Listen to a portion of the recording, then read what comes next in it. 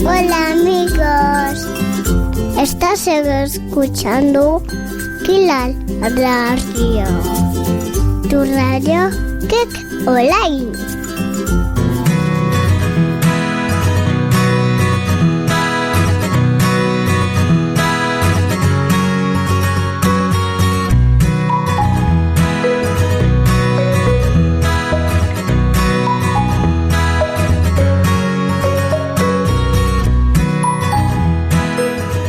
Muy buenas, buenos días, buenas tardes y buenas noches. Bienvenidos a otro podcast de Kila Radio, otro podcast colaborativo para Kila Radio dentro del serie para Salmorejo Geek, mejor dicho, un podcast colaborativo para Salmorejo Geek dentro del canal Kila Radio.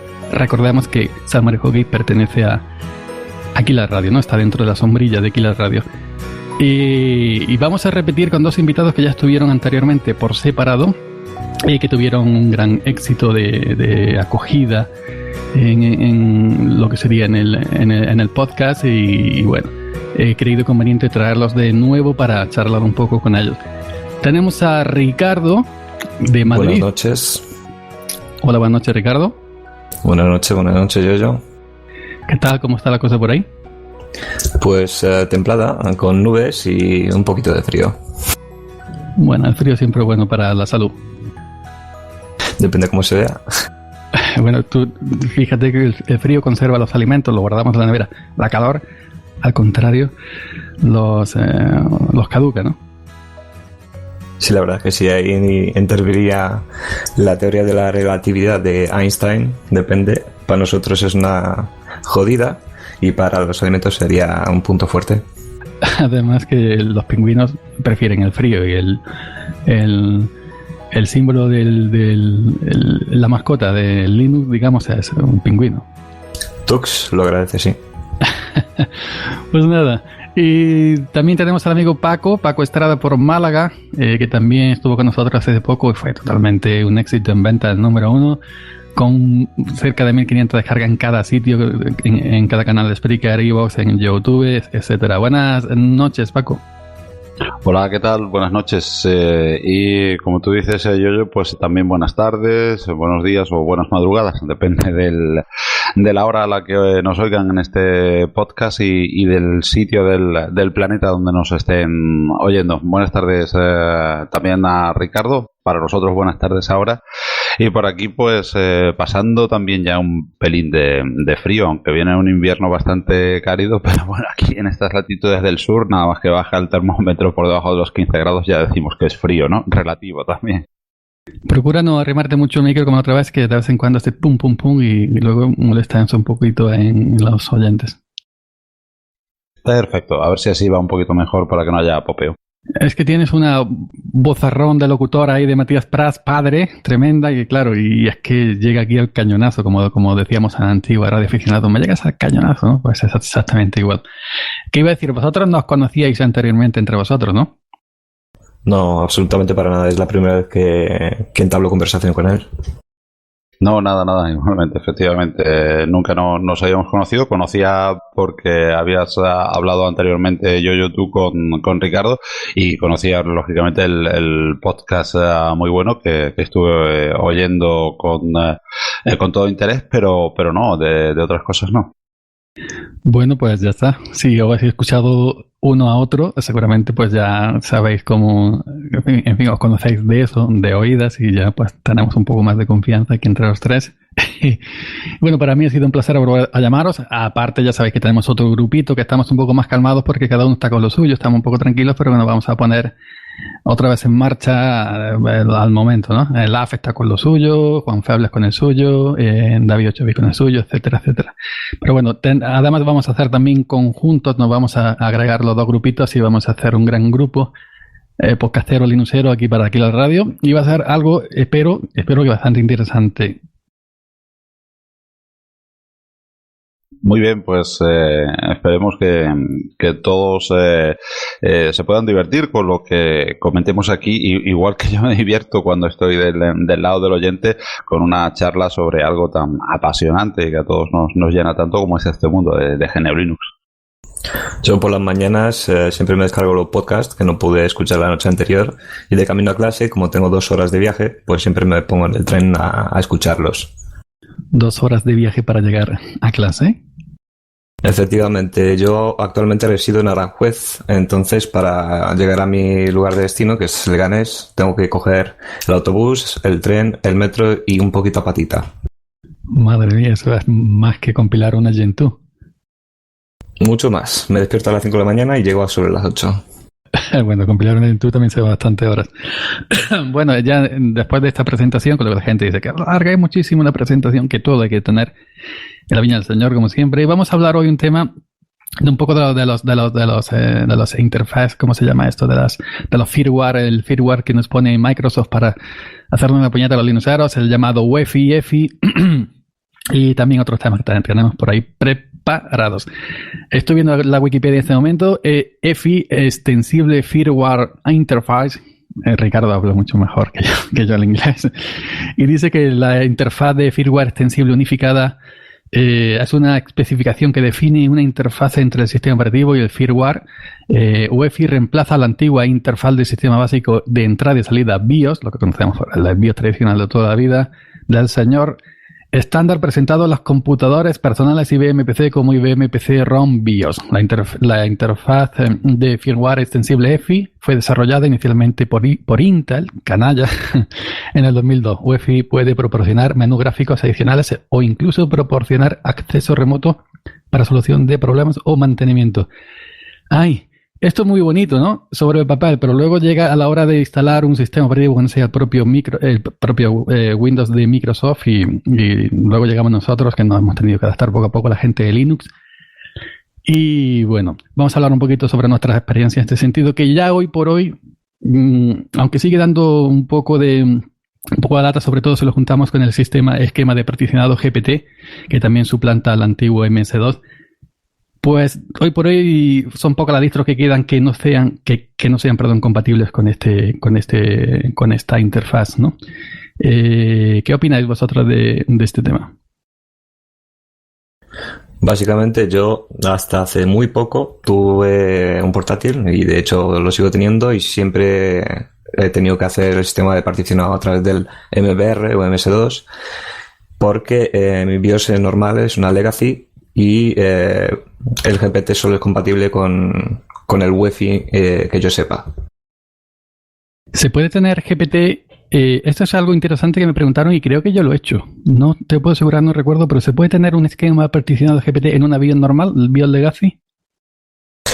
Yo, si no me equivoco, lo he probado de varias maneras y en varias ocasiones. La primera vez que lo hice fue sin nada saber. Lo hice por error con el sistema operativo Cyborg, si no mal recuerdo, una distribución de seguridad, y me cargué el disco duro, básicamente.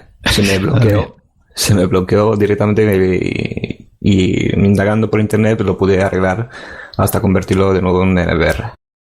A mí me ha pasado al grabar al hacer un USB Live de Corora, Fedora.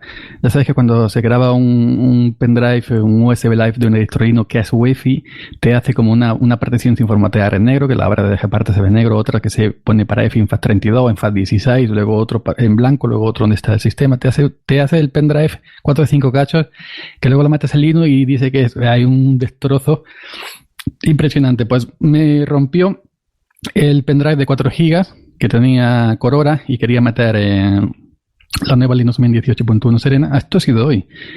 Y mira, imposible desde el Mac. He tenido que acudir a mi OpenSUSE nuevo del portátil, el OpenSUSE Lab, y lo he conseguido arreglar desde aparte. Y he puesto otra vez mi pendrive nuevo como estaba, pues para ponerle nuevamente la ISO de Linux Mint 18.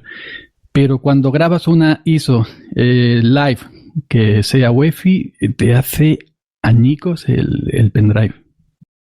Y permíteme que añada que incluso si no es en sistema UEFI, incluso si es FAT32, como te imponen una tabla de particionado, pues esa tabla de particionado con un formateo normal no se borra y sigue estando ahí. Por lo tanto, al iniciar el pendrive con dicha tabla de particionado, causa problemas. Entonces tendrías que salirte, cerrar sesión o reiniciar el ordena y formatearlo a través de gparte creando una nueva tabla de particionado. Sí, pero a veces Gparted no te dice, te sale un error de descriptor, no sé qué, no sé cuánto va, y quieres borrar y da error. Yo en este caso lo que hago es abro el gestor de discos de Genome, Genome Dix, borro desde ahí, que también sale como unos mensajitos de error, pero luego ya desde Gparted, aunque en Gdix, en Genome Discos, en Genome Dix de error, al eliminar estas particiones, luego ya de Gparted sí te deja. Si no te deja borrar, te vas a la pestaña crear un nuevo esquema de particionado y se borra todo automáticamente y empiezas de cero. Porque yo como lo hago es que cuando voy a grabar una distro, aunque lo haga en el pendrive, creo un esquema de particionado de MS2, si la distro es UEFI, me crea el pendrive con esas particiones estilo UEFI. Así que haga como lo hago siempre, más o menos, es igual. Y Paco no sabemos si ha tenido que bregar ahí un poco con el tema UEFI. No, la verdad es que no he vergado mucho con el tema UEFI porque, entre otras cosas, el portátil que estoy usando ahora, como ya comentábamos en la última ocasión, a la espera de que este año se porte un poquito mejor la economía y podamos adquirir otras cositas, el portátil de batalla de ahora mismo pues no me lo admite, ¿no? La BIOS no lo admite. Lo intenté en una ocasión haciendo algún que otro pequeño montaje, pero no pude instalar UEFI, sobre todo más que por el UEFI en sí, que bueno, que también trae alguna que otra ventaja porque quería tener el particionado, el esquema de particionado GPT. En fin, que no he podido y siempre funcionando en modo legacy. Sí, en otros equipos lo he instalado y bueno, Ubuntu, Linux Mint y que yo recuerde Debian sin ningún tipo de problema. Las SARS casi rayando lo imposible. Pues sí, te lo admito, eres un suertudo y no intentes otra cosa, porque yo mis dos equipos sí venían en UEFI. El Lenovo de escritorio, que es un Lenovo este pequeñito que compran en Carrefour por 200-300 euros, lo tengo actualmente en Legacy. Si admite la BIOS cambiarlo de UEFI a Legacy, desactivas en UEFI, también te permite desactivar el seguro, pero lo tengo en Legacy, que aunque como tú dices el UEFI puede tener alguna ventaja ya más moderno, sobre todo dicen que en seguridad, dicen que también en rapidez, y dicen que, bueno, y sobre todo para temas GPT, que tiene más ventajas, puede tener las distros, particiones primarias, no necesitas ser extendidas y ¿cómo se llama? Lógica dentro de extendidas, etcétera. Pero actualmente solo me queda con una distribución, digo, pues lo mantengo en Legacy. En el portátil, que tenía hasta ahora poco Windows 10, sí he querido mantenerlo. He quitado Windows 10, pero actualmente tengo solamente OpenSUSE. Sí he querido mantener la BIOS en UEFI, a pesar de que tengo solamente OpenSUSE como único sistema operativo. ¿Por qué? Por lo que digo, porque ya que es lo nuevo, ¿no? Y que ya se supone que es más seguro, más rápido, quería aprovechar estas ventajas, ¿no? Y lo único que he hecho es desactivar el Secure Bot y lo demás dejarlo como está. Y OpenSUSE va extremadamente sin problemas. Ubuntu, Debian y derivadas en UEFI junto a Windows 10 y solas va exactamente sin problemas. Eso sí, tienes que saber cómo instalar una distribución en UEFI, que es realmente muy, muy, muy fácil, y seguramente que Ricardo no lo va a explicar ahora mismo. Bueno, yo tampoco es que tenga mucha experiencia con UEFI, básicamente porque mi sobremesa, donde sí que me da la capacidad de habilitar el UEFI, siempre lo tengo en Legacy. Esto se debe básicamente a que ninguna distribución de las que a mí me interesan, por así decirlo, no he probado con varias, de las que a mí me interesan no me dejan instalarla en UEFI. Por otro lado, en UEFI sí que la he instalado a través de una máquina virtual, a través de VMware y VirtualBox.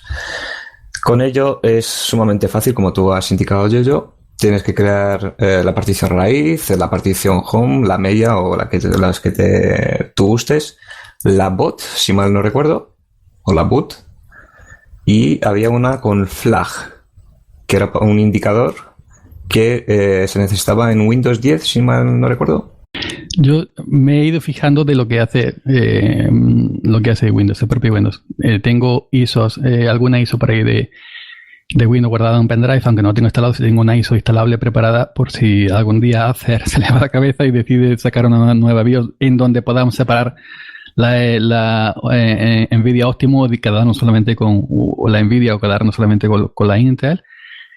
Y cuando yo he hecho instalaciones solamente con Windows, me he fijado que cuando, es decir, tú le dices a Windows, al particionador, al instalador de Windows, quiero Windows aquí, y te sale un mensaje diciendo para funcionar necesito hacer esta partición, etcétera. Windows 10 de por sí solo hace una instalación de 100 megas para FAT32 para EFI, para UEFI, y luego hace una recuperación de 500 megas o no sé qué, que eso ya esa parte, esa es la propia de recuperación, y luego hace la del sistema. Entonces, esa partición, si entramos desde Linux, está montada en boot EFI.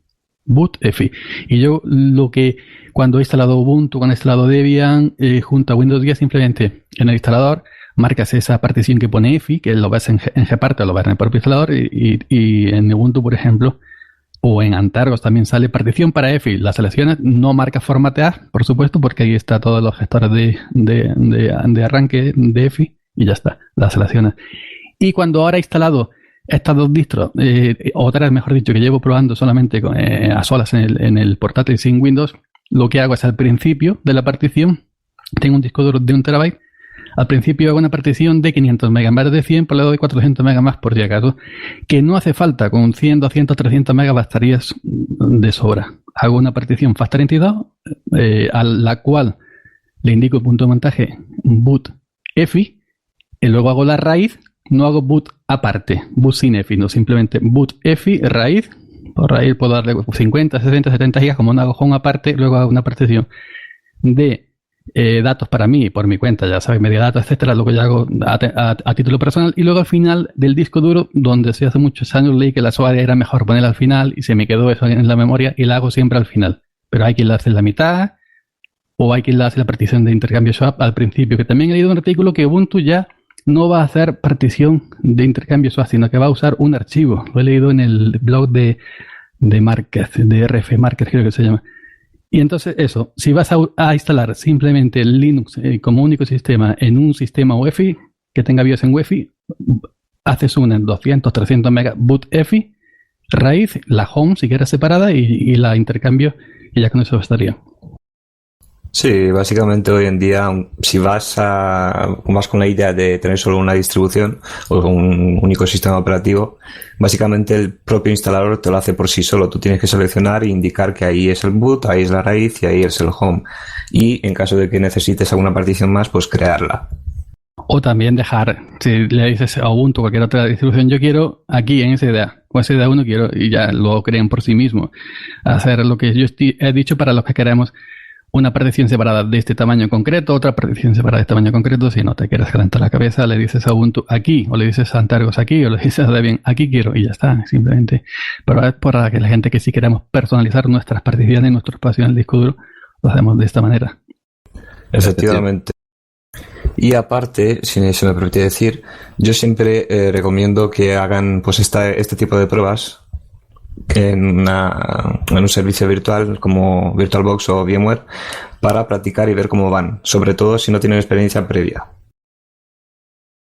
Sí, es más que recomendable lo que decía Ricardo, y yo me remitía más ahora a lo que había comentado yo, que ya sí que tenemos la facilidad en casi todas las distribuciones Linux, que si alguien no se quiere complicar muchísimo la vida, pues los instaladores, que creo que hoy vamos a hablar un poquito también de instaladores, pues nos facilitan mucho la vida en ese sentido, que si uno no quiere personalizar, pues ellos lo hacen absolutamente todo y te lo dejan todo preparadito.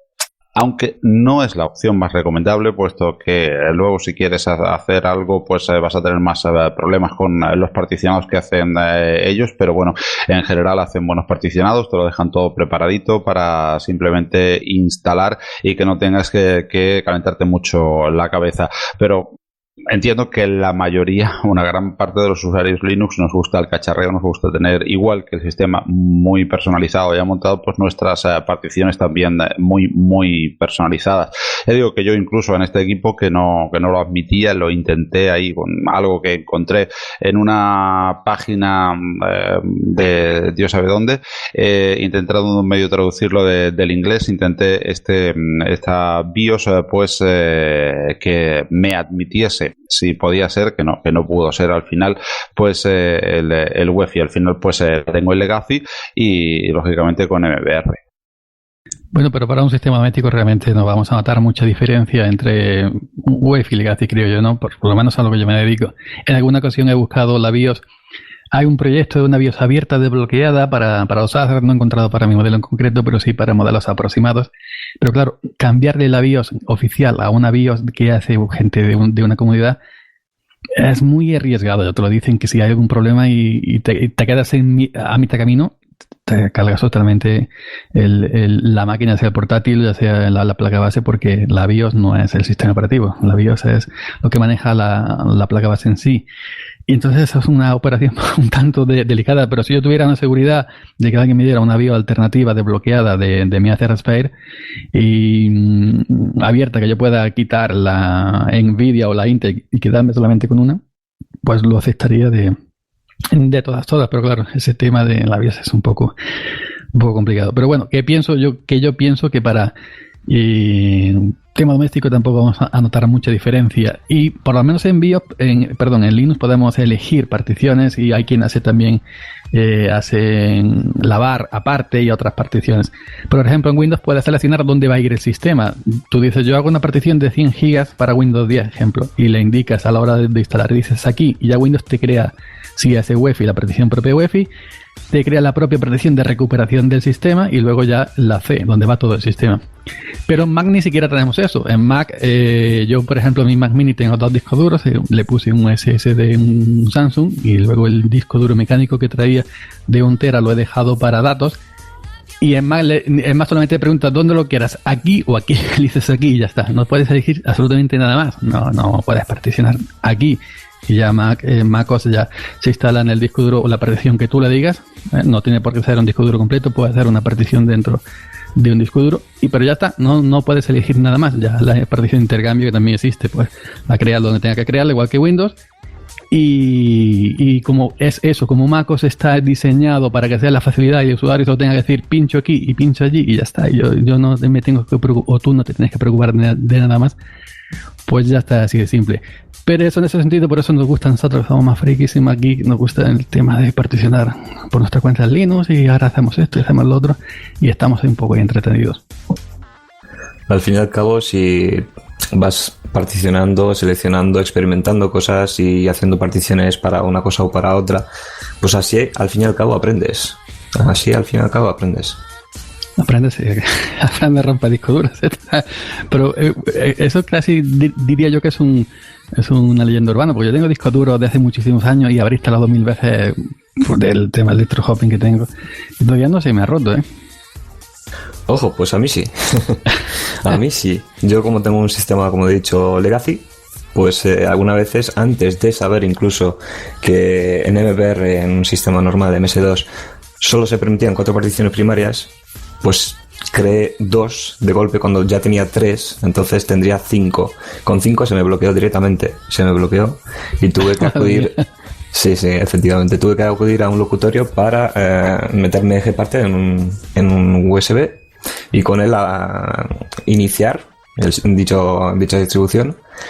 Y nada más iniciar ya me aparecían montadas como 57 particiones imaginarias, básicamente porque yo no las había creado.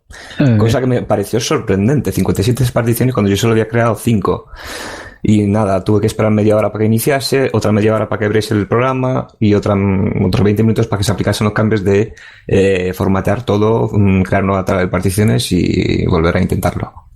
Pero esto yo de las particiones primarias, que en un esquema partizado MS2 sí lo sabía ya desde mis tiempos de Windows XP, porque ya nos dedicamos a cacharrear en aquellos tiempos de Windows, y sabíamos que yo por lo menos sabía, sobre todo porque me voy a mucho internet, que solamente emitía este tipo de esquema de particionado, emitía 4 primarias, ¿no? Y que serían 3, porque la propia grande donde se alojan no serían 4, sino la grande y 3 dentro, que serían 4. Luego ya tenías, si querías hacer otras particiones, tenía que hacer la extendida, unidades lógicas dentro de extendidas, porque yo recuerdo que en Windows también hacía 2 particiones, partición C para el sistema, le daba 40, 50, 60 GB a Windows XP, y lo otro lo ponía en D, es decir, que con la letra D, que era para datos. Y así, si todas mis cosas del Emule de aquellos tiempos, del Kazan y todos aquellos tiempos, si se rompía el Windows por lo que fuera, solamente tenía que volver a formatear la partición C del sistema y la D estaba allí intacta.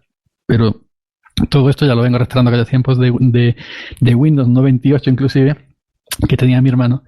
Así que ya cuando llegué a Linux ya sabía todo este tema de las particiones. Claro. Tenéis un esquema muy linuxero en Windows, yo. En MacOS tengo exactamente igual. En MacOS, cuando tenía solamente el disco de 1 terabyte, el que viene con el propio Mac Mini, lo partí por la mitad, 500 y 500. Fui el instalador de... hice una instalación limpia, borré el MacOS, el sistema que traía el propio Mac Mini, lo borré, hice instalación limpia. La primera partición 500 para MacOS, el sistema operativo, y la segunda para almacén, para guardar cosas. Luego compré el SSD de Samsung, el disco sólido, lo metí y instalo MacOS nuevamente en el SSD, que va mucho más rápido, se nota la velocidad de un disco duro mecánico, y además los discos duros mecánicos de los portátiles todavía, y más mini, que es más pequeñito que un portátil, vienen a 5400 revoluciones por minuto, y el disco lento, el que trae de 1 tera de 5400 RPM, lo uso para datos. Es decir, que yo uso siempre el mismo esquema: Linux, MacOS y Windows. Yo igualmente creo una tabla de particionado extendido, dejo un espacio para las demás particiones que voy a crear a posteriori. Entonces, en la partición extendida hago varias particiones lógicas donde voy a instalar mis distribuciones principales, y luego en el espacio sobrante, que ya sería primario, lo dejo ahí vigente en caso de que instale Windows o lo necesite en algún momento. Eso decían, yo me acuerdo en el tiempo de Windows, decían que entre partición y partición, por ejemplo, cuando tú hacías la primaria, luego hacías la extendida, en vez de hacer una extendida entera y todo lleno de particiones lógicas, hacer varias extendidas y dejar un pequeño espacio sin asignar, que eso reservaba la vida del disco duro. Lo mismo que me han dicho, me dijeron a mi hablado hace tiempo, que si tengo un disco SSD, por ejemplo, que uso para Linux, que es de 60 gigas, en vez de ocuparlo todo, que dejara unos cuantos gigas en negro, sin formato, que eso alargaba la vida útil de SSD. No sé si existe, no sé si eso tiene base científica, pero de hecho cuando me he quedado solamente con una distro en SSD, lo he hecho, he dejado como 6 gigas en negro sin formatear, y en el resto he puesto Linux Mint. Digo, voy a probarlo a ver qué pasa. De todas maneras, por 6 gigas no va a ser el fin del mundo. No sé si vosotros tenéis algún conocimiento de que si esto es real o no. La verdad es que no lo he oído. Creo que te lo he oído, creo que lo he oído en algún podcast tuyo, incluso. No recuerdo lo mismo. Sé que lo he oído, pero no sé qué base científica pueda tener. Yo, la verdad, perdón, es que el uso del esquema de particionado GPT, como decía antes, lo intentaba tener precisamente por eso, por la posibilidad de tener más particiones, de no quedarme con solamente cuatro primarias. Al final, pues la solución es eso, es acudir a las extendidas y a las lógicas para cuando tenemos el Legacy y el MBR, ¿no?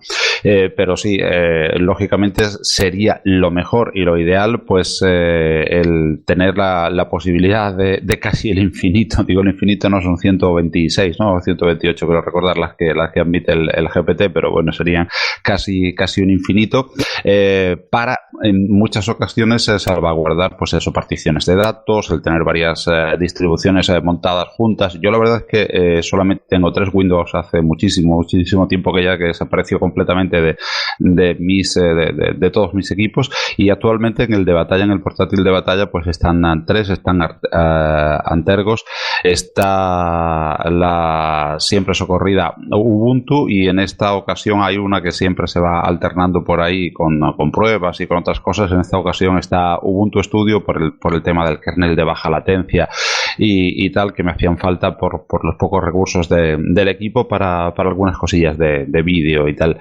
Entonces, ya digo, lo ideal sería mantener, tener la posibilidad de ese esquema de particionado que te admite no tener que andar haciendo artimañas, que yo no sé, en realidad, bien al hilo de lo que decíais vosotros antes, en realidad sí, físicamente, realmente dañan mucho a un disco duro, a un SSD, porque no sé qué base científica tienen todas esas triquiñuelas. Las tendrá, pero yo las desconozco.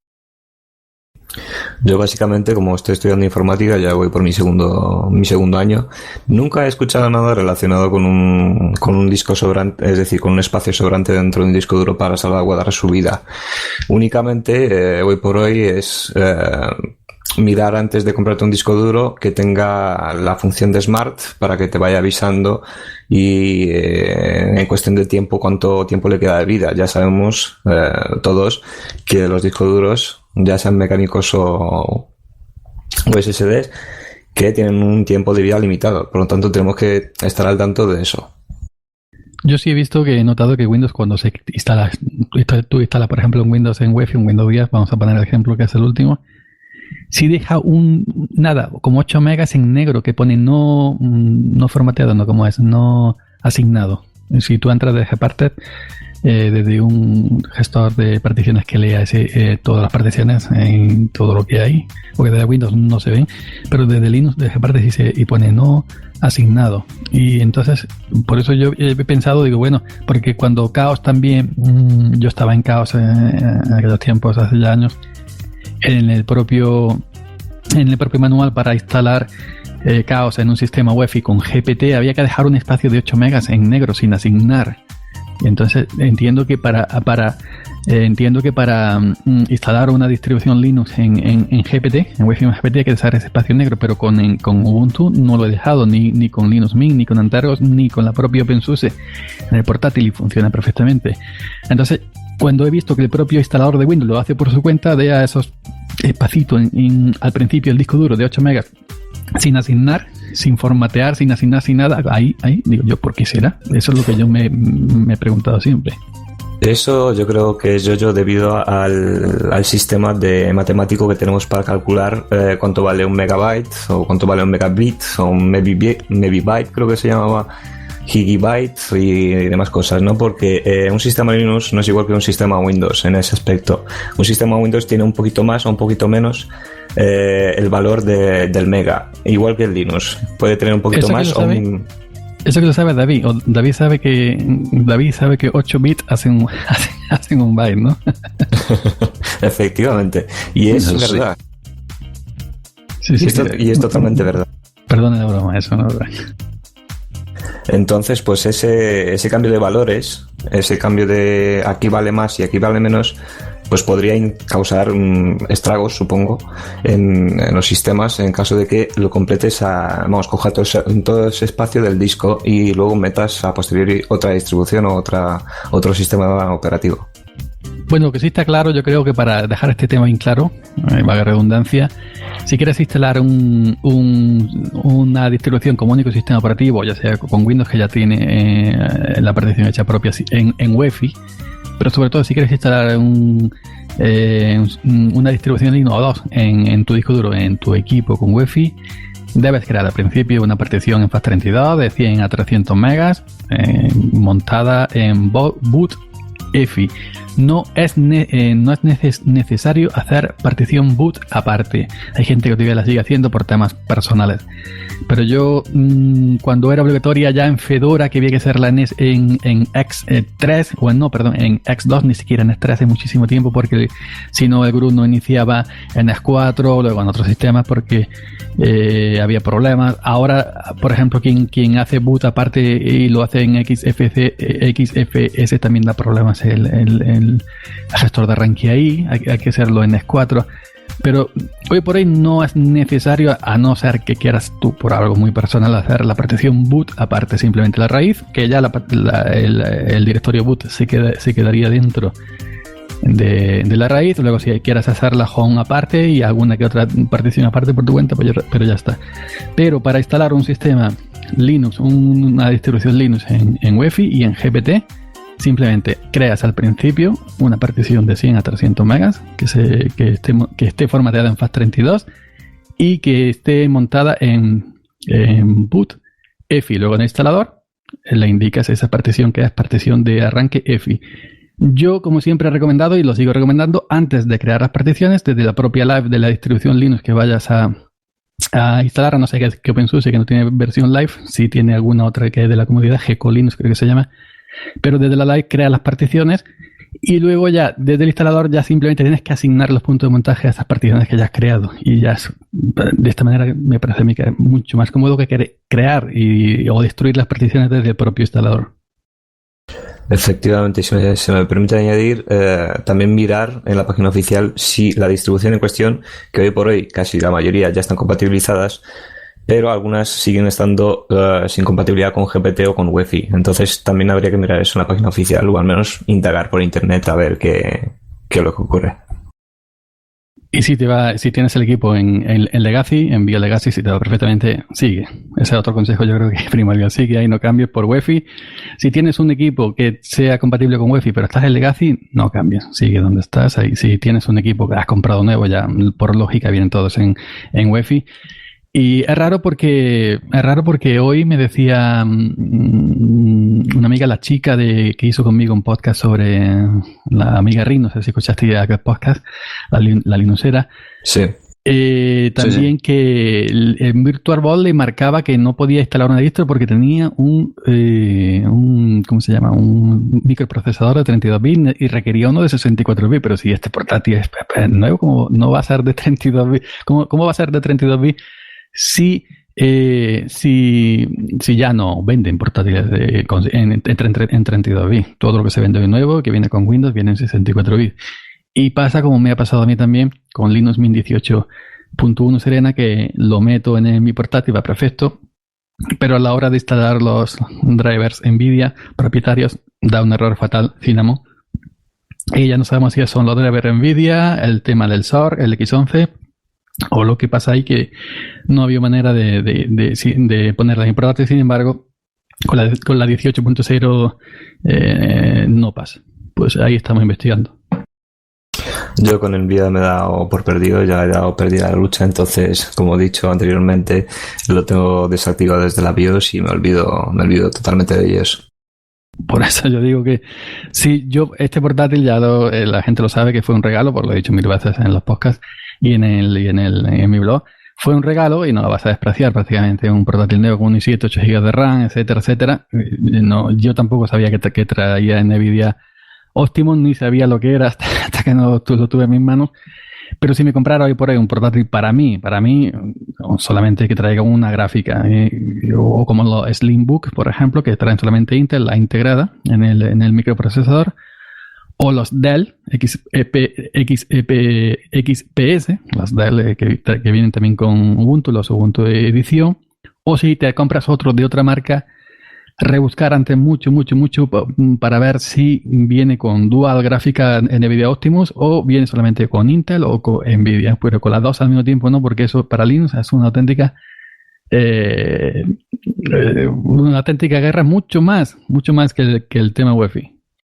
Sí, de hecho es que es así. De hecho, a mí cuando yo tenía activada con los Nubeo, digo con los libres, cuando lo tenía activados, nada más meterme en YouTube y poner un vídeo a 720 o 1080 ya sería, vamos, increíble.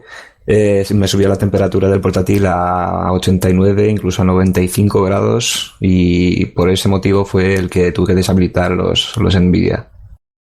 Pues una ventaja porque puedes estar en el portátil con la taza de café encima y no se te enfría, y ahora en este tiempo. Un portátil muy bueno para el invierno. En invierno es la hostia.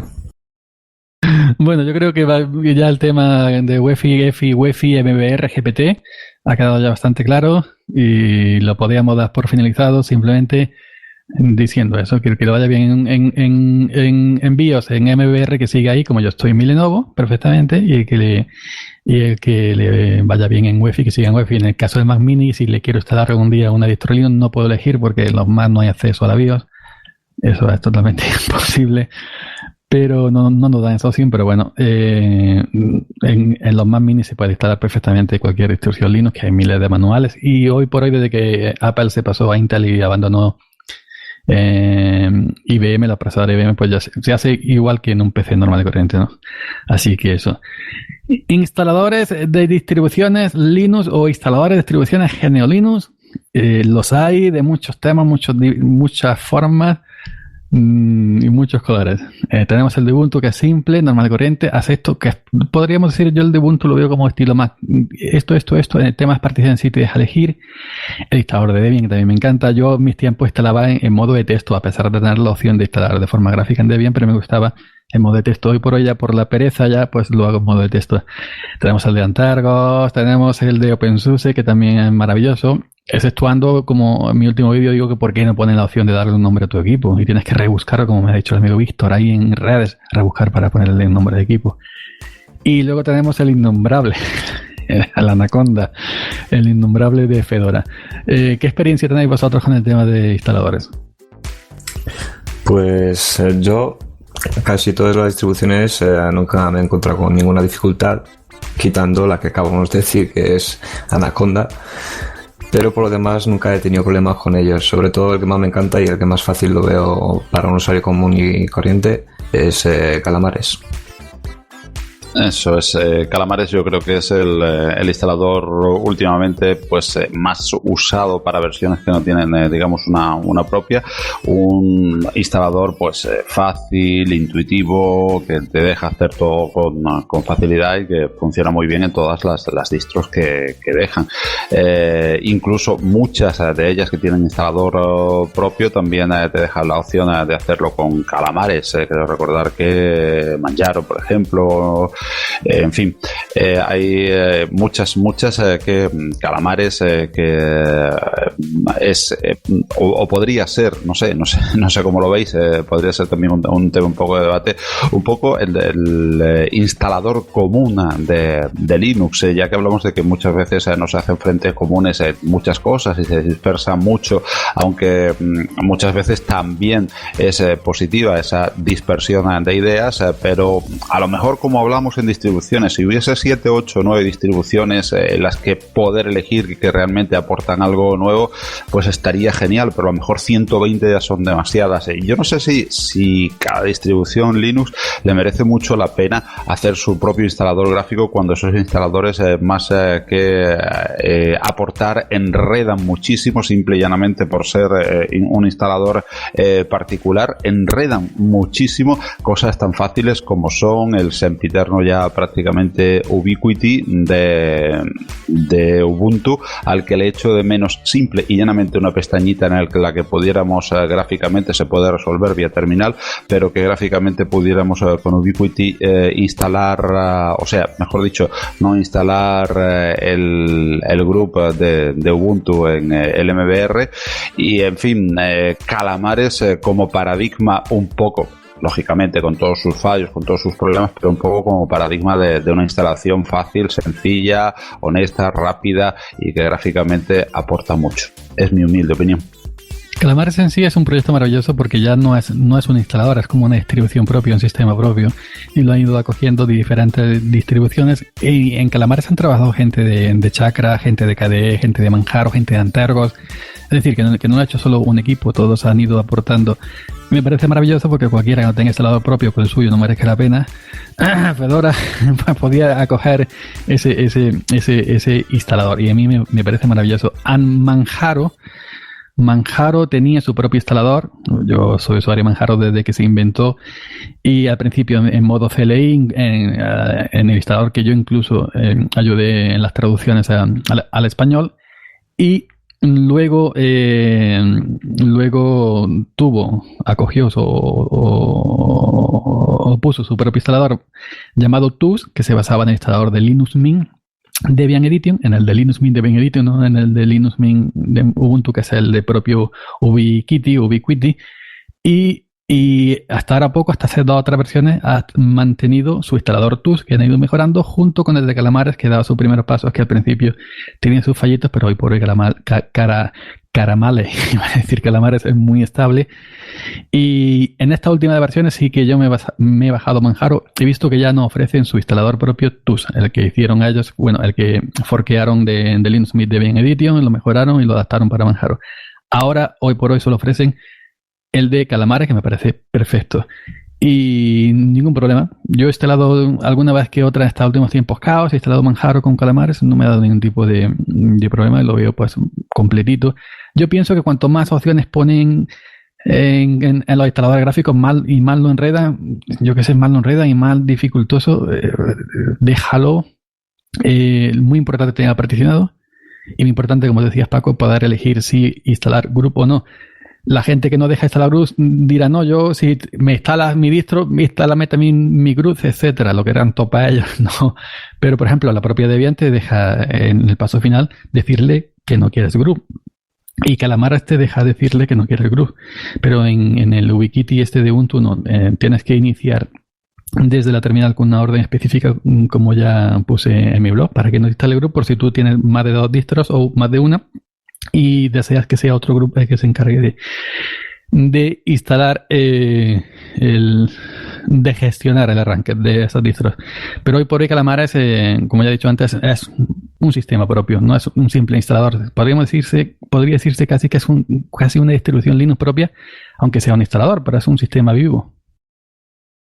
Efectivamente, estoy muy de acuerdo con vosotros, sobre todo en el tema de la facilidad de uso que tiene y las amplias opciones que puedes elegir dentro del mismo. Y como tú apuntas, yo un instalador tiene que ser sencillo y no tiene que tener muchas opciones, pero yo creo que para los que somos, pues eso, muy maniáticos, deberían tener una opción para modo experto y modo usuario normal. Entonces, pues uno que quiere únicamente instalarlo sin tener que preocuparse y darle muchas vueltas a varias cosas, pues que va a elegir el modo normal, y el otro que tenga la opción del particionado o el modo experto. Eso sí lo tiene el de OpenSUSE. El de OpenSUSE es un instalador que a mí me encanta porque se pone a pantalla completa, vas paso por paso. Luego, a la hora de hacer unas particiones, tiene modo experto, modo automático, como también tiene cualquier instalador, ¿no? Pero aún siendo muy, muy completo, veo como a Calamares más práctico, porque el de OpenSUSE en el tema de asignar las particiones, si no entiendes un poquito, sí te puedes equivocar. No como en Anaconda, que ahora iremos a por él, no como en Anaconda, pero sí. Pero ahora, supongo que vosotros habéis probado el instalador de Antaros CNC. Eso es una maravilla de la ingeniería moderna. Ya no solo por el tema ese que estamos hablando, sino cuando inicias la distro, te deja elegir si instalar Chromium, si instalar Firefox o no, si instalar las fuentes extras para el alisado de fuentes, si instalar los drivers NVIDIA, que son muchas distribuciones que sí te dan esto. Por ejemplo, Manjaro, si inicias en el boot de la distro con los drivers propietarios, ya te los deja instalados cuando termina la instalación, no tienes que preocuparte. Y también pues te deja el instalador propio de Antergos y activar el soporte para impresoras, para AUR, también muy importante, porque si no tienes AUR en una distro ARM basada, prácticamente no tienes nada. Y bueno, yo en mi opinión, el instalador de Antergos hoy por hoy, siendo de una gente pequeñita, no tiene comparación con respecto a otros grandes instaladores de grandísimas distribuciones. Conchi también es un gran avance, es muy bonito, muy práctico y con muchas opciones. Y sobre todo, básicamente, me encanta la opción esta de que no tengas que bajarte una ISO específicamente para un escritorio del que tú quieras instalar, sino que desde el propio instalador, si no me equivoco, te deja elegir el escritorio que querías instalar por defecto. Sí, hasta 7 más. Y además, cuando termina la instalación, ya no tienes que actualizar, porque como te has instalado los paquetes de la propia internet, ya no tienes cosa que si con otras distribuciones la instalas, lo que tienes 300, 400, 500 megas de distribuciones. Dime, Paco. No, iba a decir que sí, que precisamente esa es una de las grandes ventajas del CNC o del Conchi, como bien le llama yo. Yo ya me he acostumbrado a llamarle como tú, Conchi. Claro que sí, que si le metes una O de atrás de la C diría Conchi, entonces porque sí, y sobre todo el logo creo que es una concha, por lo tanto pues Conchi, sí, totalmente. No me había fijado en el logo de Conchi tanto como el de Antergos. ¿O que tiene el logo propio o el mismo de Antergos? Pues mientras Paco está hablando, yo voy a indagar un poquito. Equipo de investigación. Muy bien, pues no, decía que sí, que Conchi es una maravilla. Es junto precisamente yo creo que a Calamares y como decía Ubiquiti, los que primero los que más he usado, entonces de los que más puedo hablar. No puedo hablar mucho, por ejemplo, de Anaconda. Sé que es una... bueno, ahora hablaréis vosotros un poquito más, que lo habéis frío en vuestras carnes. El de Debian es muy completo también, y también puedes elegir entorno y puedes elegir en el estado gráfico de Debian. Es maravilloso también, ojo. Efectivamente, lo que pasa es que hace mucho tiempo que no uso una Debian, entonces me quedé en instaladores de Debian un poco más espartanos. Pero sí, de los actuales, evidentemente Calamares se lleva, yo creo, la palma por tantas distribuciones como la usan, por ser sencillo, por ser funcional, y creo haber leído en alguna parte, ahora lo voy a buscar también, de que Calamares estaba pensando en sus próximas versiones sacar lo que decía Ricardo, una versión, digamos, pues más rápida, una fast para instalar rápidamente el sistema, y otra de experto para que puedas personalizar mucho más. Yo creo haberlo leído por ahí en más de un blog. Ahora lo buscaré un poquito también, lo mismo que Ricardo, mientras estáis hablando vosotros. Y quería decir en favor de Conchi, bueno, pues que es un instalador también. Lógicamente yo ahora mismo mi distribución base es Antergos, y cuando la he instalado, en cualquier caso no he optado por otra opción más que por la opción de instalarlo con Conchi, lógicamente. La opción, el problema, lógicamente, es que si tuvieses creo que ya cada vez quedan menos que tengan una red lenta, un acceso a internet muy lento.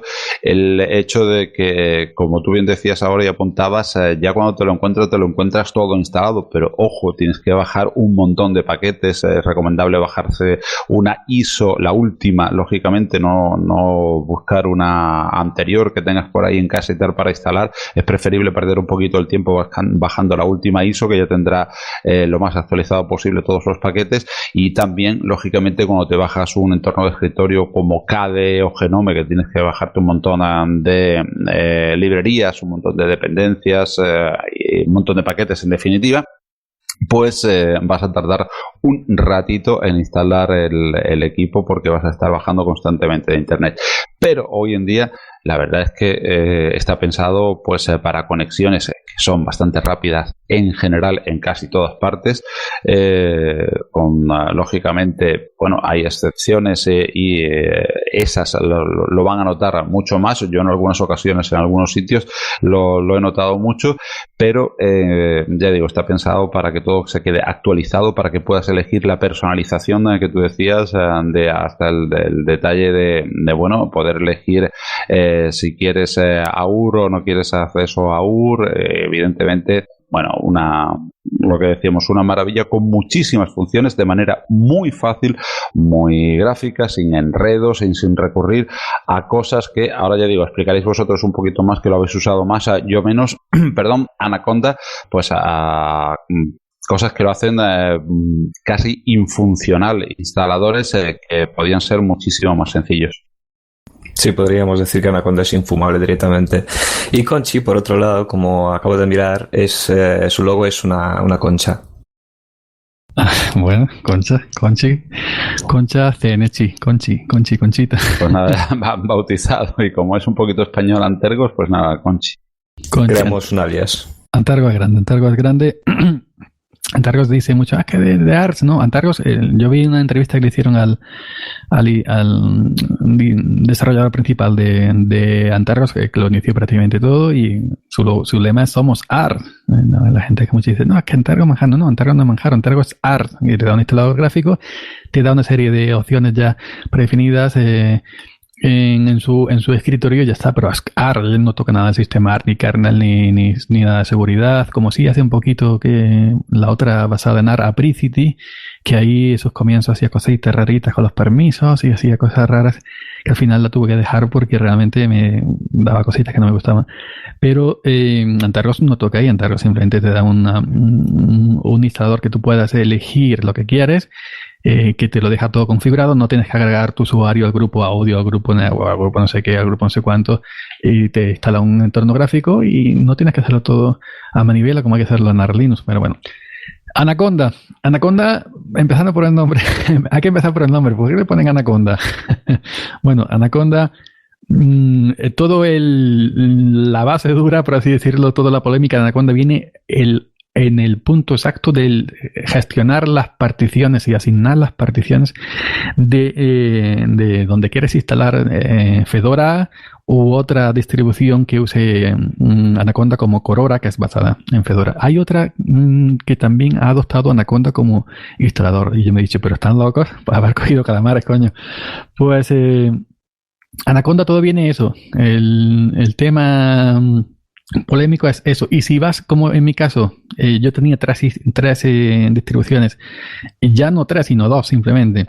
Y vas a instalar Fedora y quieres conservar las otras particiones de la otra distribución junto a Fedora o a Corora, que es prácticamente lo mismo. Podríamos decir que Corora es la Linux Mint de Fedora. Pues instalar en tus particiones y que Anaconda no te toque las otras para conservar tu otra distribución es todo una odisea en el espacio. ¿Por qué? Tú llegas al instalador, es raro. El instalador por sí es raro. Es muy confuso de entender, porque te dice, bueno, vamos a ponerte un nombre de usuario, pero ahora la contraseña de root y ponte la contraseña de usuario. Ahora te pone la de root y te esconde la del usuario. Ahora tienes que rebuscar dónde has metido para que yo ponga mi nombre de usuario, mi contraseña de usuario, porque puedes elegir contraseña de usuario y contraseña de root. En muchas es la misma, ¿no? Por ejemplo, Ubuntu es la misma y en otras distribuciones como Manjaro. Creo que Manjaro deja elegir dos, no recuerdo. Pero bueno, ahora llega el tema de las particiones. Te da un esquema un tanto raro que te dice LVM, partición automático, experto. Tienes que encontrar dónde picarle para que te deje elegir a ti manualmente las particiones. Luego, cuando las has elegido, te muestra los discos de una manera muy rara, muy desordenada. No te muestra, por ejemplo, SDA1 arriba, SDB o SDA y SDB, como si te lo muestra, por ejemplo, el de Ubuntu, como te lo muestra, por ejemplo, el de Antargo. Y ahora tú seleccionas esta para la partición raíz, te mueve las otras particiones, las esconde y tú dices, pero ¿dónde se han ido las otras particiones que yo quiero asignar la home aparte o quiero asignar una partición de metadatos aparte? Luego tienes que confirmar arriba que hay un botoncito, hacer confirmar y se te pierden las otras. Es decir, que es todo muy raro, muy confuso y para nada intuitivo, y no te van guiando de manera de decir, bueno, haz esto y luego confirma aquí y luego pues elige otra partición. Entonces, como se mueve todo y no te da esa opción de guiarte con mensajes o lo que te dice, realmente no lo llegas a entender y tú empiezas, pero ¿qué pasa aquí, no? Entonces, si vas a instalar en una sola partición, digamos, tú dices, instálate aquí, Fedora, y ya está, y me dejas tranquilo, ya está, no pasa nada. Pero como tengas que hacerte las particiones manuales o tener otra distribución y conservarla, es una auténtica odisea. Yo en mi portátil, hace un par de días o tres, puse Corora. Como ya no tenía Windows 10 ni tenía ningún otro sistema, solamente iba a ponerla como única, hice 4 particiones, la boot EFI para la UEFI, la raíz, la media datos y la swap, la intercambio. Llegué a hacerlas, pero tienes que rebuscar y tienes que a propósito, ¿cómo decirlo? A propósito, rebuscar para saber cómo hacerlo, y eso me parece desastroso. Eso para un Nobel, eso es impensable, ¿no? Por eso te decía, por ejemplo, como en Macintosh, que tú dices, yo quiero Mac aquí y ya está, y no tienes que dar absolutamente nada más, o en Ubuntu, cualquier otra distro. Pero en Fedora, en Anaconda, eso es desastroso. Entonces, en ese sentido, yo no sé qué están pensando, porque antes de Anaconda tenía Fedora otro instalador, que no recuerdo cómo se llamaba, si era también Anaconda o no. Y era mucho más sencillo que este, más sencillo en el sistema del particionado, ¿no? Que te deja estas cosas tan raras. Saballón también creo que se ha apuntado a Anaconda, sí, ¿no? Sí, efectivamente. Efectivamente, también tiene Anaconda por instalador. Ese que yo quería que no recordara.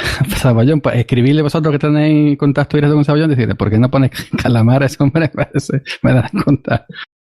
Saballón, sobre todo, yo creo que tienen Anaconda por su política, ¿no? Saballón directamente proviene desde Gentoo, que directamente no tiene instalado gráfico. Y pues eso, dicen, somos elitistas, vamos a hacer algo especial y que sea infumable para las personas normales para que se la instalen. Eso, tío, eso iba a comentar yo antes. Es que nos hemos ido a Gentoo y uno basado en Gentoo ha cogido Anaconda. O sea, imagínate. Bueno, al menos tiene instalador gráfico, que es, bueno, dentro de lo que cabe, agradecer. Pero bueno, también proyectos de instalador gráfico para Arch Linux salieron muchos, o algunos, y no eran distros, sino eran instaladores para instalar Arch Linux. No recuerdo ahora los nombres, no sé si vosotros habéis vivido. Arch Anywhere, hay uno. Hay uno y había otro que también creo que ha muerto ya, que era simplemente como una live que te instalaba para instalar Arch Linux y no hacer todo el proceso manualmente. Pero si tú le preguntas a un archero pro, a un archero duro, de los que me regañan en Twitter cuando digo librería y no biblioteca, como he dicho antes Paco, librería, y me he acordado de eso, librería, y no digo biblioteca, que se dice biblioteca, pues a un archero puro le dices que instale Arch con un instalador gráfico, es que directamente te llama Caranchoa y te pega un tortazo. Bueno, aquí pues como siempre hay quisquillosos que les gusta matizar las cosas, como Linux y GNU Linux, como bibliotecas y librerías, pero bueno, al fin y al cabo nos entendemos entre nosotros que es lo que cuenta. Pues sí, no librería de libros, sino biblioteca de libros.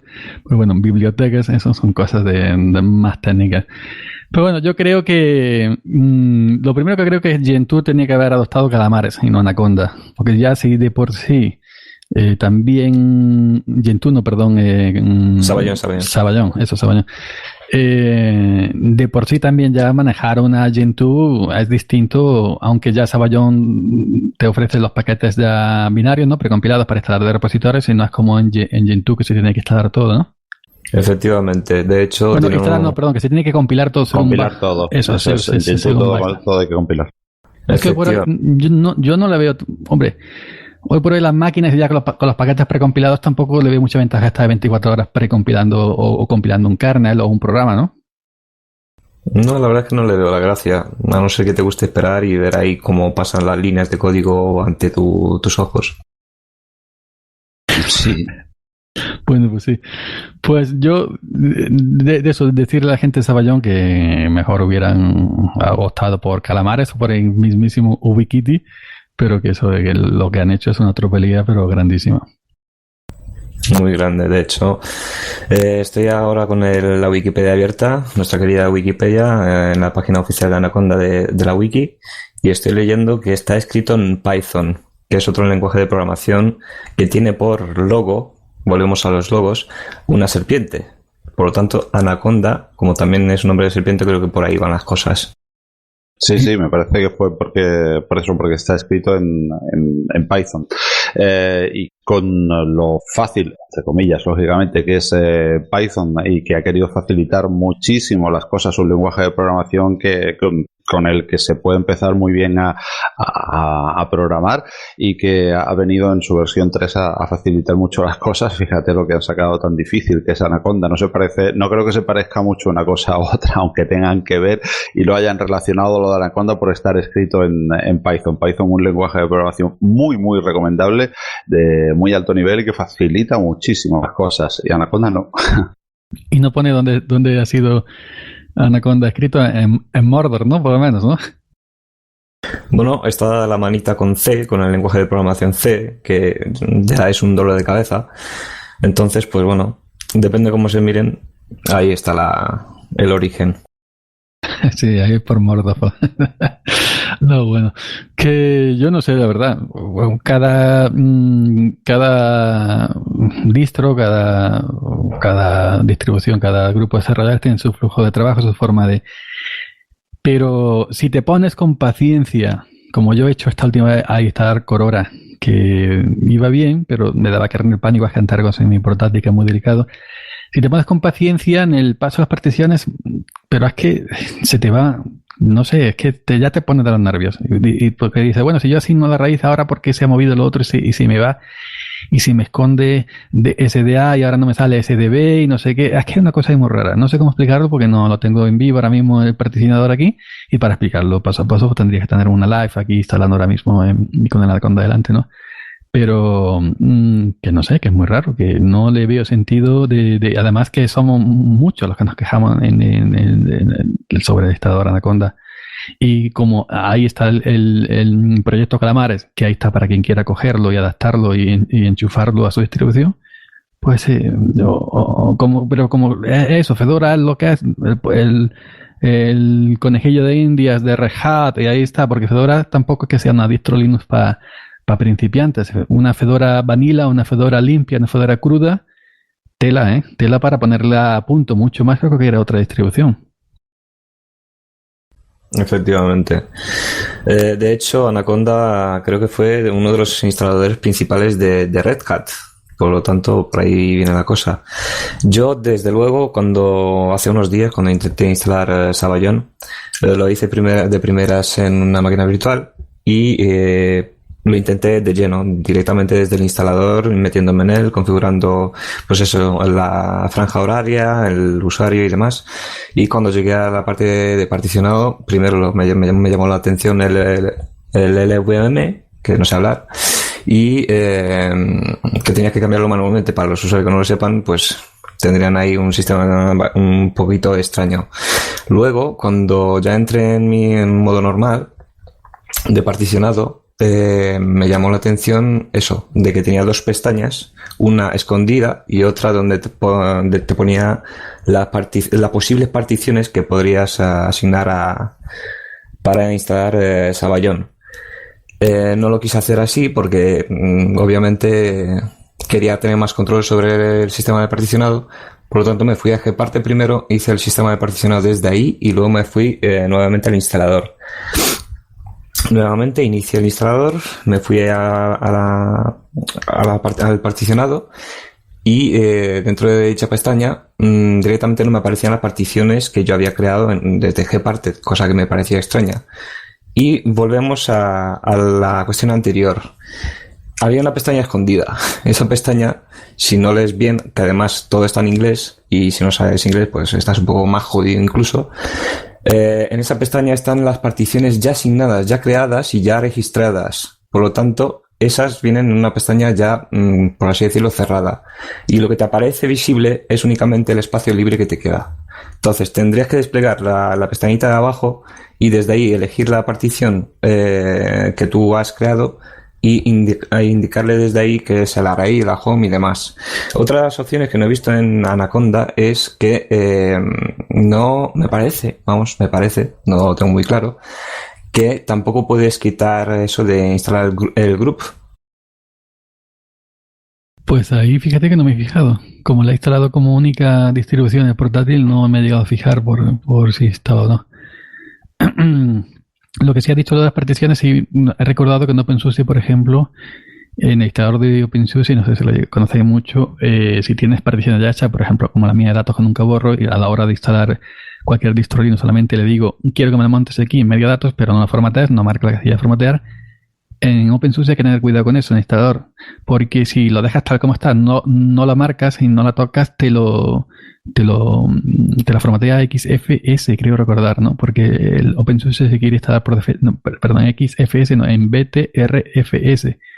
O BTRFS para la raíz y XFS para la home, sí. Efectivamente, BTRFS para la raíz y XFS para la home. Entonces, el instalador entiende que esa partición que yo suelo dejar para medio datos va a ser home y te la marca sin que no está encendida, está como pálida, que está sin activar, pero que si no tocas te la pasa a XFS porque entiende que es la home.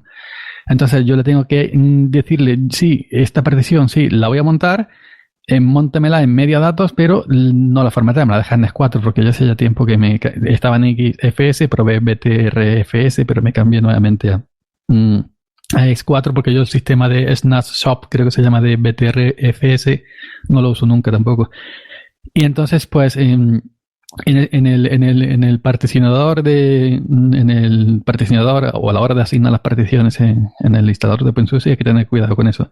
Sobre todo para gente que ya tenemos particiones hechas con datos dentro y que no las queremos perder y las queremos conservar. Simplemente marcarle que la vamos a quedar en S4, no la formatea y le asignamos al punto de montaje para que en cada inicio tengamos esa partición montada y ya está. Sí, OpenSUSE tiene otro de estos instaladores que no es que sea complicado, pero que tienes que fijarte en cada detalle por si quieres crear modificaciones tanto en el particionado como demás, para que no te afecte a las demás particiones ya creadas. Sobre todo, como tú bien has dicho, BTRFS y XFS están más pensadas para, en caso de que quieras tener separada la raíz de la home, y en dicho caso que la raíz esté en BTRFS para los snapshots en caso de que ocurra alguna desgracia, Dios no lo quiera, Tux no lo quiera y Linus Torvalds no lo quiera, pues eso, poder recuperar el sistema de manera fácil, entre comillas. Bueno, pero no, ¿y a Richard Stallman dónde lo dejas?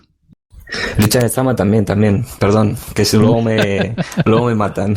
Porque dice, tú no lo quieras, Linus Torvalds no lo quiere, pero Richard Stallman sí lo quiera, ¿no?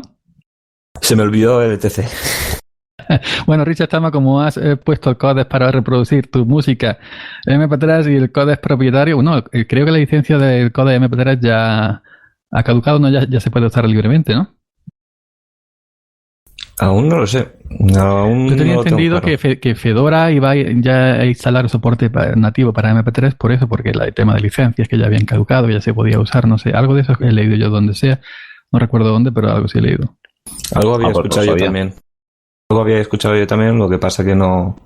Vamos, al menos en OpenSUSE siguen teniendo ese miedo a meterlas, las compatibilidades. Bueno, en OpenSUSE, cuando tú lo instalas y luego te vas allá o desde la terminal para instalar los paquetes recomendados, te instala todo lo necesario para reproducir multimedia. Igual que Ubuntu, igual que Linux Mint, al principio el instalador tiene la opción de marcar una casillita para el flash, para los controladores Wi-Fi, etcétera. Lo dejan a ti, a tu elección, por supuesto, porque tú eres el último responsable. Pero... que bueno, que está bien, ¿no? Porque es que hoy en día si una distro que no puede reproducir MP3, es que, bueno, sí, es que OGG, es que no sé qué, no sé cuánto, pero es que MP3 es el formato universal, que lo queramos o no. Y entonces si cualquier reproductor que llevamos en el bolsillo, por simple inercia te va a reproducir MP3, pero OGG no te va a reproducir todo. Mi coche no reproduce OGG. Y yo meto mi pendrive lleno de MP3 en mi coche y me escucho toda mi colección de música, sin embargo lo meto en OGG y no me reproduce el propio reproductor que trae el centro multimedia del coche, pues no me lo reproduce. Entonces, ¿yo qué le hago? ¿Me quedo sin escuchar música en el coche? ¿Cómo conduzco yo 1 hora en el coche sin música? No puedo. Pues entonces, queramos o no queramos, pues estas cosas hacen falta y es que no hay que darle más vueltas.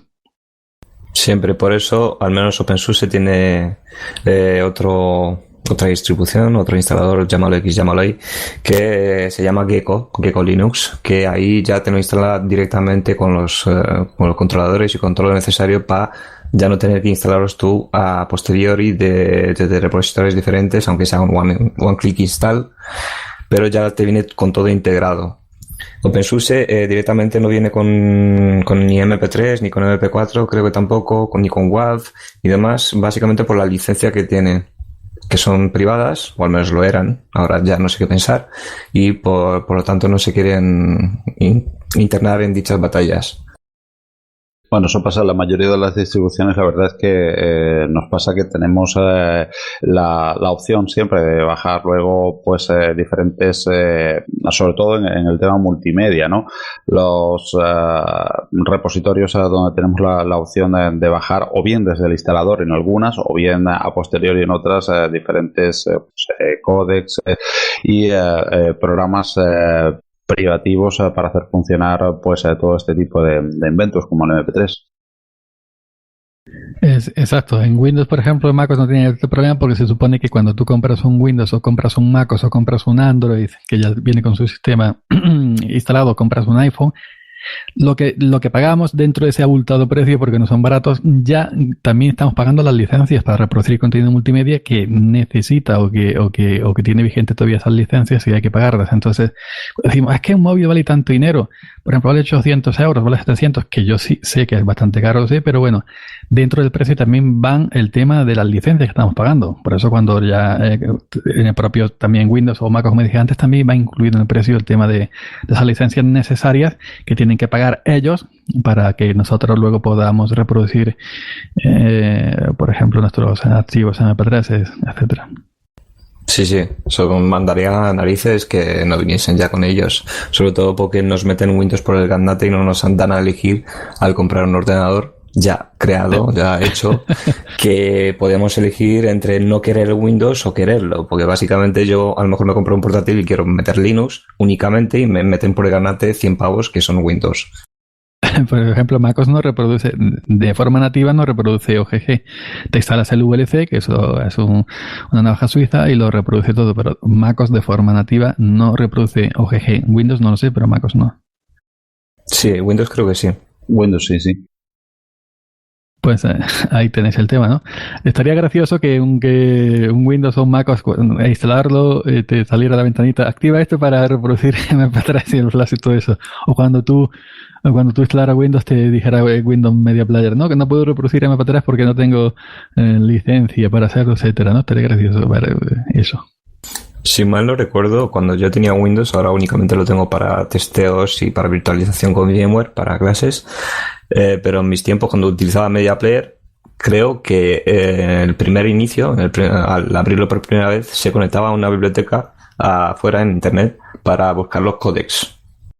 Sí, yo recuerdo en mi tiempo XP había aquellos tiempos de Casalite Codex Passful, no sé qué, instala esto y puedes reproducir todo lo que se mueva, ¿no? En tu ordenador. Casalite o no, Casacodex o Casalite Passcodex, había muchas cosas de aquellos tiempos, ¿no?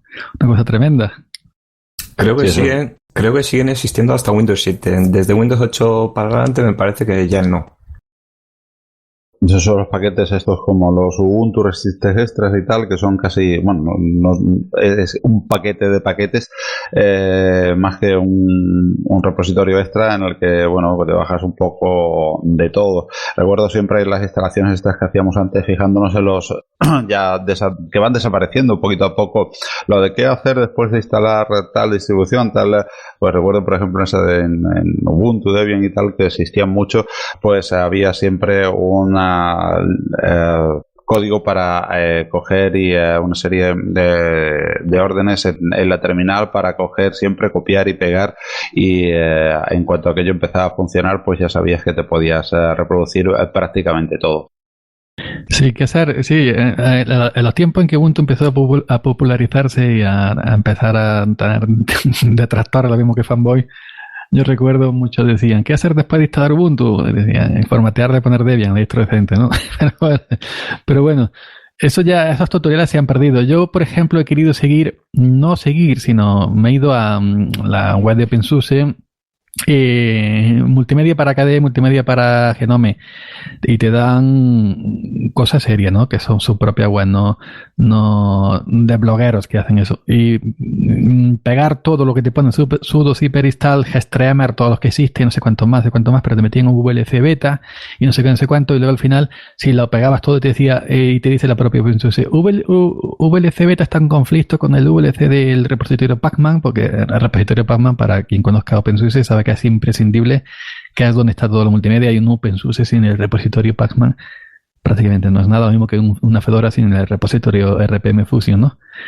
Pero que no se puede seguir a pie de letra, tenés que instalarlo. Yo, en mi caso, cuando instalo una Ubuntu o una Linux Mint, abro Synaptic y de cabeza voy, me hace falta esto, o voy a mi blog y a donde publiqué el artículo de los PPA para Ubuntu y tomo los que necesito. Y cuando instalo OpenSUSE exactamente igual. Como siempre más o menos uso lo mismo, pues ya me lo sé de memoria y voy poniendo todo lo que me va haciendo falta y ya está. Pero que no sé, eso de seguir tampoco las guías, como tú dices que ya se están perdiendo, qué hacer después de, hay algunas muy útiles, algunas que no las van actualizando, van copiando de un año a otro, los paquetes van cambiando, por ejemplo Flash ya no es necesario, o todavía a lo mejor sí un poquito, pero ya para más de nosotros el Flash del plugin de Flash de Adobe ya no es necesario, no lo instalamos, yo no tengo instalado en ninguna. Y si se instala, porque se instale, por ejemplo, con los Ubuntu Resistance Extras, luego lo quito manualmente y dejo lo demás.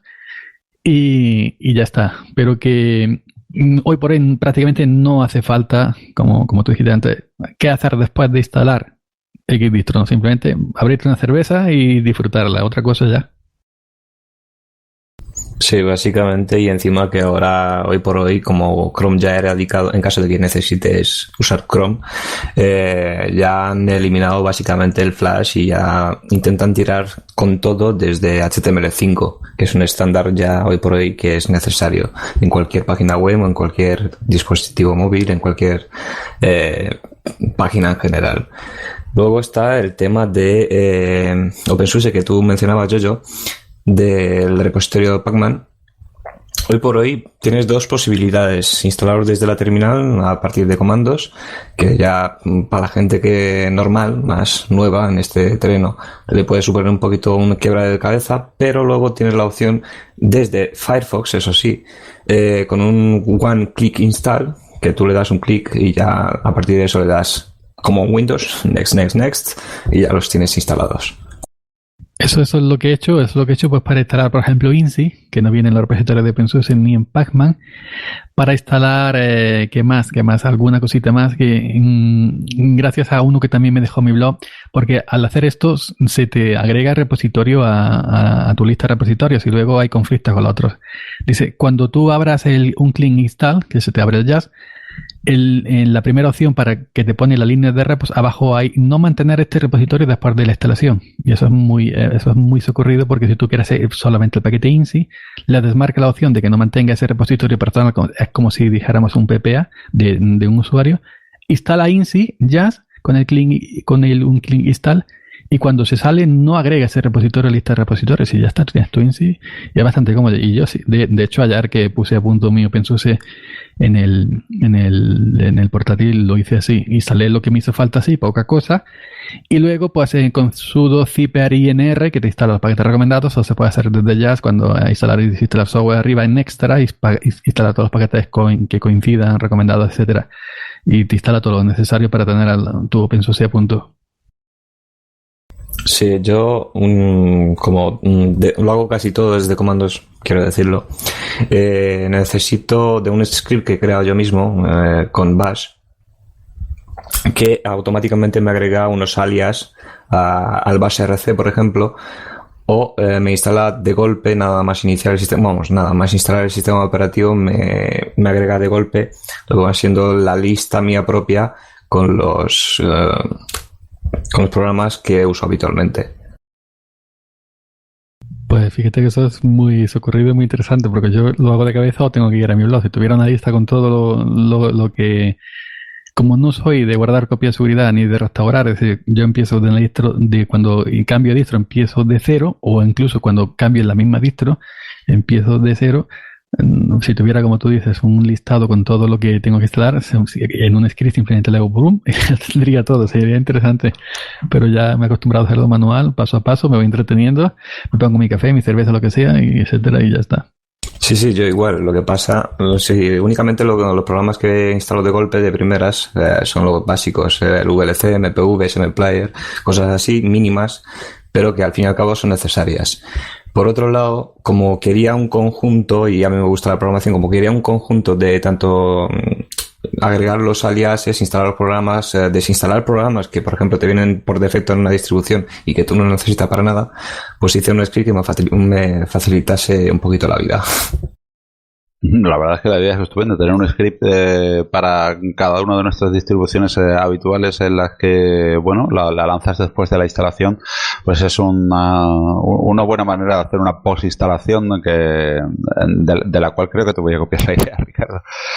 Sobre todo, bueno, en las dos distribuciones que más uso, que son Antergos y es Ubuntu, porque al fin y al cabo, en muchas ocasiones, salvo que vayas incorporando pues a algo nuevo que vayas descubriendo a lo largo de la vida, no digo de la vida de la distribución en sí, digo de la vida útil que tiene en tu máquina, ¿no? Porque solemos de vez en cuando, creo que casi todos los que estamos metidos en este mundo de GNU Linux, de vez en cuando pues probar, quitar a cada instante y colapsar de tal manera el equipo que nos gusta formatear, hacer una instalación limpia, y al final recurrimos por lo menos a una serie de ellos, a una serie de programitas básicos y de cositas básicas que, aunque vayamos descubriendo algunas por el camino, ya digo, nuevas que vayamos incorporando a ese script, pues estaría muy bien. Buena idea, Ricardo, y te la copio. Muchas gracias por el agradecimiento, vamos. Y lo único que hay que tener cuidado en distribuciones que, por ejemplo, como Apricity utilizan ZSH, si no me equivoco, hay que tener cuidado con ello porque me parece que los alias no funcionan en dicha distribución. Por lo tanto, tienes que mirar dónde guardan ellos la lista de los alias, por ejemplo, si en el caso de que quieras tener unos alias comunes para todas las distribuciones y demás. Tendrías que tener, pues eso, que fijarte en ese detalle. En mi caso sería Antergos y Ubuntu. Pero bueno, como idea que apuntabas, pues muy bien. Yo creo que de todas maneras había por ahí también alguien, lo oí en alguna ocasión, no sé decirte dónde ni cuándo, para Ubuntu creo que había ya como una especie de programita por ahí de Ubuntu After Install en modo gráfico, y no sé si en alguna distribución más existe. La verdad es que no lo he mirado, no me suena de nada. Lo único, pues yo he creado este script básicamente porque me gustan, pues eso, mis programas por defecto, y que sé que es de mi puño y letra, entonces tengo más fiabilidad sobre ello. Bueno, pues había antiguamente, yo recuerdo que había unos programitas como un script que eran en Fedora, no sé si en OpenSUSE, que hacía ciertos desarrolladores, que era como un programita post-instalación, que es lo que estáis diciendo vosotros, pero en vez de hacerlo cada uno por su cuenta, lo hacían X desarrolladores. Trabajabas que abrías el programa y ibas marcando lo que querías instalar o ibas marcando lo que querías quitar. Que yo creo que era en Fedora. Yo lo hacía siempre manual porque yo he sido siempre de ponerme y quitarme las cosas yo mismo, no que a un sistema automatizado lo haga por mí. Bueno, yo creo que para ir cerrando ya el tema, 1:26 llevamos. No sé, se me ocurre qué distribuciones ahora mismo tenéis la que manda en vuestro equipo, y si tenéis más de una, ¿por qué? ¿Por qué tenéis más de una en solamente una? Pues si me permite, empiezo yo. Tengo actualmente OpenSUSE Tumbleweed, aunque va a ser sustituida por OpenSUSE Leap 43.2. Ole. Y también tengo Linux Mint con 18, la versión 18 con Cinnamon. Básicamente tengo dos en mi portátil por si acaso alguna falla, pues tener una de respaldo. Y luego en mi sobremesa tengo un Windows 7 para clase, para algunos programas que únicamente pueden funcionar dentro de Windows, y la tengo junto a Sabayon. Muy bien, pues yo desde Antergos os hablo, y en Antergos pues paso el 80% del tiempo que estoy delante de la máquina. Después Ubuntu, que lo utilizo pues como siempre digo, como un sistema un poco de respaldo, socorrido, que anda siempre ahí, que me funciona bien, y al cual, bueno, pues con todos sus detractores y con todos sus defectos le tengo bastante respeto por todo lo que ha supuesto, y que casi siempre está en mis equipos.